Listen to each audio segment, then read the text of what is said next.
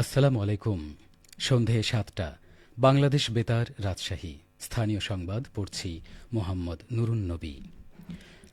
বাবা মায়ের কবর জিয়ারত করেছেন রাষ্ট্রপতি মোহাম্মদ শাহাবুদ্দিন।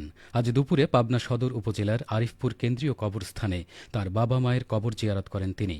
এর আগে সকালে ২ দিনের সরকারি সফরে নিজ জেলা পাবনায় এসে পৌঁছান রাষ্ট্রপতি।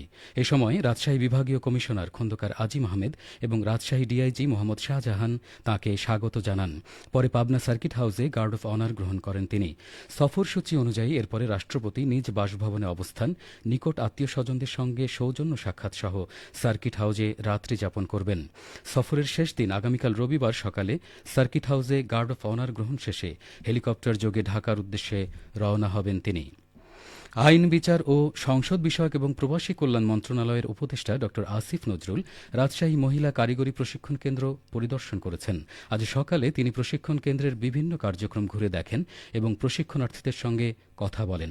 এ সময় উপদেষ্টা বলেন, টিটিসিগুলো ভালো চলছে, সবাই মিলে কাজ করলে প্রতিষ্ঠানগুলো আরও এগিয়ে যাবে। পরিদর্শন শেষে উপদেষ্টা নাটোর কারিগরি প্রশিক্ষণ কেন্দ্র পরিদর্শনের উদ্দেশ্যে রওনা হন। রাজশাহী বিশ্ববিদ্যালয়ের উদ্ভিদ বিজ্ঞান বিভাগের ৬২তম প্রতিষ্ঠাবার্ষিকী আজ উৎসবমুখর পরিবেশে উদযাপিত হয়েছে।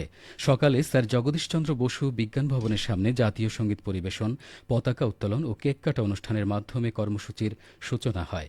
পরে আনন্দ শোভাযাত্রা ক্যাম্পাস প্রদক্ষিণ করে। বিশ্ববিদ্যালয়ের সিনেট ভবনে অনুষ্ঠিত মূল অনুষ্ঠানে প্রধান অতিথি ছিলেন উপাচার্য প্রফেসর সালেহ হাসান নকিব। বিশেষ অতিথি হিসেবে উপস্থিত ছিলেন উপ উপাচার্য প্রশাসন প্রফেসর মোহাম্মদ মাইন উদ্দিন ও উপাচার্য শিক্ষা প্রফেসর মোহাম্মদ ফরিদ উদ্দিন খান। অনুষ্ঠানে সভাপতিত্ব করেন বিভাগের সভাপতি প্রফেসর সাবরিনা নাজ। বোটানি অ্যালামনাই অ্যাসোসিয়েশনের সভাপতি মোবারক হোসেন সহ অন্যান্য অতিথিরা বক্তব্য রাখেন। দিবসটি উপলক্ষে বিকেলে বিভাগের লেকচার থিয়েটারে সাংস্কৃতিক অনুষ্ঠানের আয়োজন করা হয়। ঐতিহাসিক ৭ নভেম্বর জাতীয় বিপ্লব ও সংহতি দিবস উপলক্ষে আজ রাজশাহী মহানগর ছাত্রদল ও ড্যাবের উদ্যোগে রক্তদান কর্মসূচি নগরীর ভুবন মোহন পার্কে অনুষ্ঠিত হয়।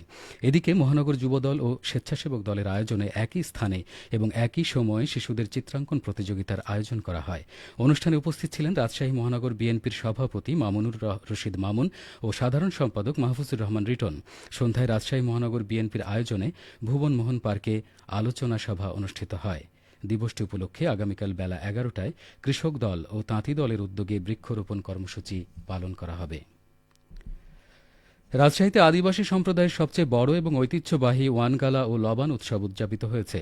গারো, সাঁওতাল, পাহাড়িয়া, মাহালি, ওঁরাও এই ৫ সম্প্রদায় প্রতি বছর তাদের শস্য দেবতা মিসি সালজংয়ের প্রতি কৃতজ্ঞতা জানাতে এবং নতুন ফল খাওয়ার অনুমতি চেয়ে এই নবান্ন উৎসবটি উদযাপন করে আসছেন।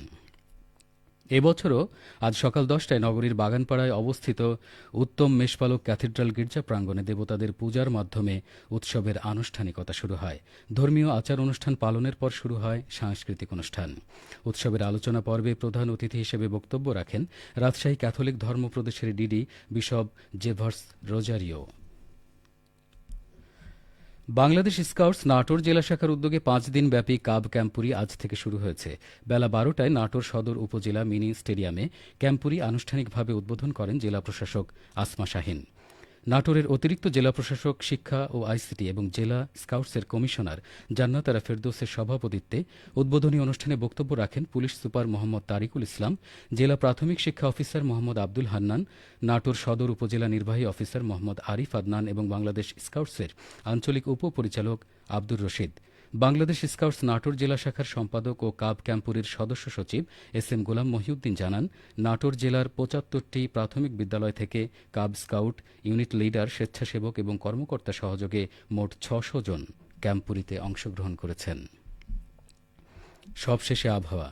আজ রাজশাহীতে সর্বোচ্চ তাপমাত্রা ছিল ৩১ ডিগ্রি এবং সর্বনিম্ন ১৭.৭ ডিগ্রি সেলসিয়াস। সন্ধে ৬টায় বাতাসে আপেক্ষিক আর্দ্রতার পরিমাণ ছিল ৮৩%। রাজশাহী ও পার্শ্ববর্তী এলাকায় আগামীকাল সূর্যোদয় ভোর ৬টা ১৭ মিনিটে। সংবাদ শেষ হল। আমাদের পরবর্তী স্থানীয় সংবাদ প্রচারিত হবে আগামীকাল সকাল ৮টা ১০ মিনিটে।